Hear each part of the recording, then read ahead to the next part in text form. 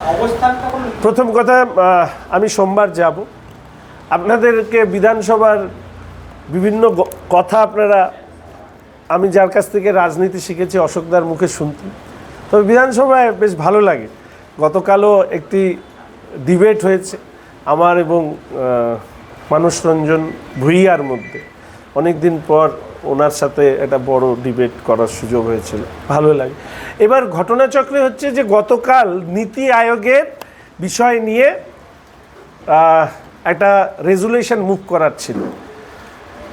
তখন ঠিক ছিল মুখ্যমন্ত্রী যাবেন না।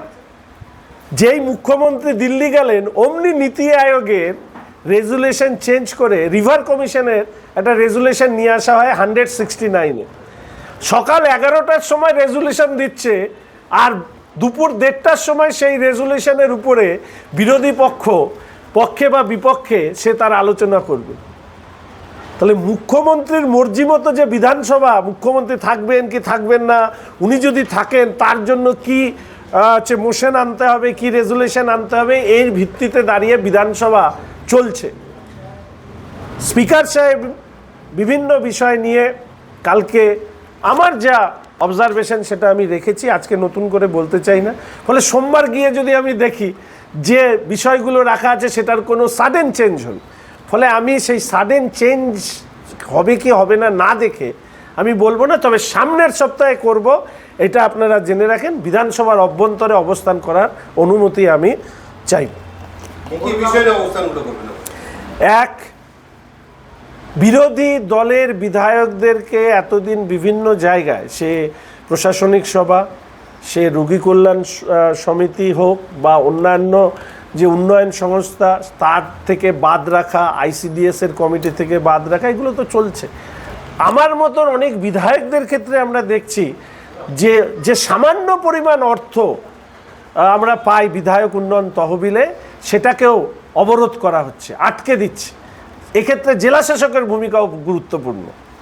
এর পাশাপাশি আমি এক তৃণমূল কংগ্রেসের কি চেয়ারম্যান না অলোকবাবু, উনি ওনার মেয়ের নামে একটা লিজ, চা বাগানে লিজ দেওয়া জমিতে অবৈধভাবে যে বিল্ডিং বানিয়েছেন, সেই বিল্ডিং এখনও ভাঙেননি। অর্থাৎ 2022 থেকে আমি এটা নিয়ে বলে যাচ্ছি। সেটা গজলডোবাতে যে জমি নিয়ে নাটক হচ্ছে, জমি এবং রিসোর্ট ভাঙা নিয়ে, সেটাকে সামনে রাখা। এই তিনটে মূল বিষয়কে সামনে রেখে আমি বিধানসভার অভ্যন্তরে স্পিকারের কাছে অবস্থান করার অনুমতি চাইব। এবং সাথে চা বাগানের নিয়ে আমি বিশাল মনোজোড়াও একটি মোশন এনেছিলাম 185-এ। সেটা 2023 সালের অগাস্ট মাসে আমার যতদূর সম্ভব মনে হচ্ছে। আজ পর্যন্ত সেই মোশন, চা বাগানের শ্রমিকদের দুর্দশা নিয়ে, আজ পর্যন্ত সেই মোশনের ফেট আমরা জানি না। এই যে বিরোধীরা কোনো কিছু আনলে তাকে পিছিয়ে দেওয়া, আর সকালবেলা ঠিক করে 1 ঘন্টার মধ্যে আরেকটা নতুন মোশন নিয়ে এসে প্লেস করে দেওয়া, এতেই প্রমাণিত হয় যে চা বাগানের শ্রমিকদের উপরে কি অবর্ণনীয় শোষণ তো বলবো না, অত্যাচার বা বঞ্চনা নামিয়ে নিয়ে এসছে। ফলে এই 4টি বিষয়কে সামনে রেখেই আমি স্পিকার সাহেবের কাছে এই অবস্থানের অনুমতি চাই। মোহরগা বুলমার সঙ্গে আরেকটা বিষয় নিয়ে আপনি মুভমেন্ট করেছিলেন, লাটাগুড়িতে রিসোর্ট তৈরি, সেটাতে কি লাটাগুড়ির রিসোর্টের ফার্স্ট হিয়ারিং হয়েছে, কিছু অবজারভেশন ওনারা দিয়েছেন। আমি অগাস্ট মাসের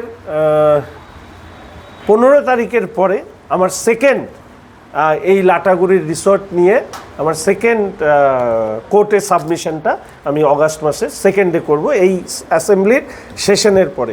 শুধু লাটাগুড়ি নয়, প্রশ্নটা করে আমার ভালো হলো।